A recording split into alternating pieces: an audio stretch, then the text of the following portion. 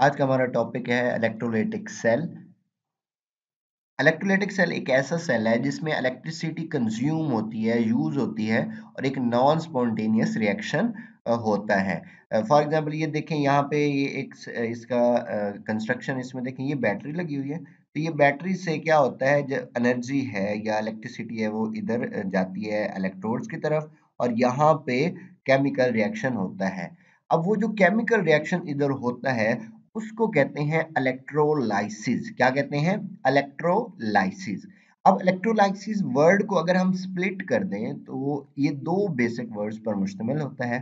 First है electro, electro mean electricity and lysis means break down, decomposition. यानी कि ये इलेक्ट्रोलाइसिस एक ऐसा रिएक्शन होता है जिसमें ब्रेक डाउन होती है किसी केमिकल की with the help of electricity. Again मैं बता रहा हूँ, ये जो इलेक्ट्रोलाइसिस है इसका मतलब क्या है कि break down of a chemical और decomposition of a compound into its component by passing current और electricity through the solution of the compound और इन द मोल्टन स्टेट। अब ये किस तरह से होती है, हम जरा आगे पढ़ते हैं। सबसे पहले हम पढ़ते हैं इलेक्ट्रोलाइटिक सेल की कंस्ट्रक्शन पे। तो कंस्ट्रक्शन कुछ इस तरह से है, ये एक सिंपल एक हमारे पास इलेक्ट्रोलाइटिक टैंक है। टैंक के अंदर दो इलेक्ट्रोड्स हैं और दोनों क्या है, बैटरी के साथ जुड़े हुए हैं। ये इलेक्ट्रोड्स क्या है, दो मेटल के बने हुए हैं, कोई भी मेटल हो सकती है according to the usages or requirement of the cell. So ये दो बैटरीज हमारे पास, सॉरी ये दो हमारे पास हो गया इलेक्ट्रोड्स।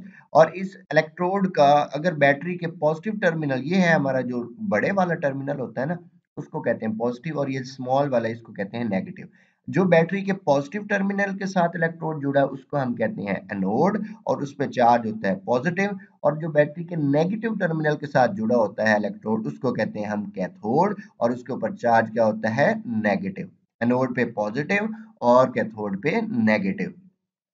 उसके बाद अगर हम बात करें इस सॉल्यूशन की, ये जो आपको नजर आ रहे हैं पानी सा है, इसके अंदर ये क्या होता है, बेसिकली ये सॉल्यूशन होता है।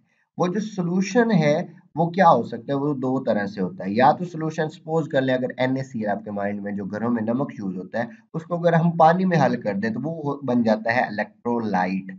इलेक्ट्रोलाइट हो गया, उसे हम कहते हैं सॉल्यूशन ऑफ NaCl। और सेकंड क्या है, मेल्टेड NaCl, यानी कि वो जो NaCl हमारे घरों में है उसको अगर हम आग पे गर्म करें और वो पिघल जाए तो उस फॉर्म में भी ये इलेक्ट्रोलाइट के तौर पर फंक्शन कर सकता है। यहाँ पे मैंने लिखा भी है कि साल्ट सॉल्यूशन और melted salt is called electrolyte. और यहाँ पे एग्जांपल दी हुई है मेल्टेड NaCl या फिर NaCl इन वाटर। अब हम आते हैं इसकी वर्किंग की तरफ। बड़ी ही इजी वर्किंग है, आसान है, आप अभी समझ जाएंगे इंशाल्लाह। अब सपोज करें NaCl जो है वो पानी के अंदर हमने डिसॉल्व किया तो यहाँ पे NaCl का सॉल्यूशन है, ठीक हो गया। अब यहाँ से आपने क्या किया, बैटरी को ऑन किया, जैसे सर्किट ऑन होगा तो यहाँ पे इलेक्ट्रोलाइसिस स्टार्ट हो जाएगी। कैसे, जरा गौर से देखिएगा।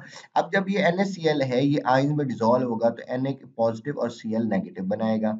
अब देखें Cl नेगेटिव है, नेगेटिवली चार्ज कहाँ पे जाएगा, ये नेगेटिव है, ये सारा नेगेटिव चार्ज जो है ये क्लोराइड को रिप्रेजेंट कर, ये मूव करेगा वो इलेक्ट्रोड जिसके ऊपर पॉजिटिव चार्ज है। अब यहाँ पे देखिए एनोड है, इसके ऊपर पॉजिटिव चार्ज है, तो ये क्लोराइड जो है ये एनोड की तरफ मूव करेंगे।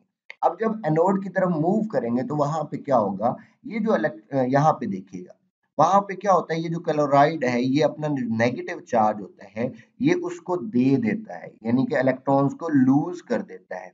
इलेक्ट्रॉन के दो क्लोराइड थे तो दो इलेक्ट्रॉन उन्होंने लूज किया और ये Cl2 गैस बनी जो कि निकल जाएगी।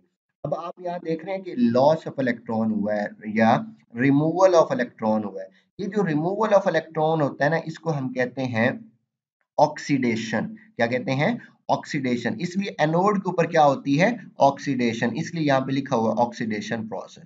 इसी तरह यहाँ पे जो ये नेगेटिव चार्ज है तो इधर जो पॉजिटिव चार्ज होगा, यहाँ पे देखिएगा सोडियम है, ये जो पॉजिटिव चार्ज यहाँ पे है Na प्लस, ये मूव करेगी इस कैथोड की तरफ। अब कैथोड की तरफ ये जब मूव करेगा तो क्या होगा, जरा यहाँ पे देखिएगा, जब ये पॉजिटिव चार्ज जब कैथोड की तरफ मूव करेंगे तो वहां पे जो इलेक्ट्रॉन्स है, वो जो इलेक्ट्रॉन यहाँ से, ये वाले दो इलेक्ट्रॉन्स है, ये क्या कहाँ जाएंगे, ये यहाँ से इस तरह से मूव करेंगे, यहाँ से मूव करते हुए इधर आएंगे और वो जो नेगेटिव चार्ज है यानी कि इलेक्ट्रॉन है वो सोडियम जो इस तरफ आएगा वो उनको क्या करेगा एक्सेप्ट कर लेगा और वो क्या हो जाएगा रिड्यूस हो जाएगा। रिड्यूस का मतलब वो इलेक्ट्रॉन को गेन कर लेगा, जो गेन ऑफ इलेक्ट्रॉन है इज कॉल्ड रिडक्शन। ठीक हो गया। तो यहाँ पे इलेक्ट्रॉन्स गेन हुए तो ये रिडक्शन हो गई और एनोड के ऊपर क्या हुआ यहाँ पे देखिएगा इलेक्ट्रॉन्स का लॉस हुआ तो यहाँ पे ऑक्सीडेशन हो गई।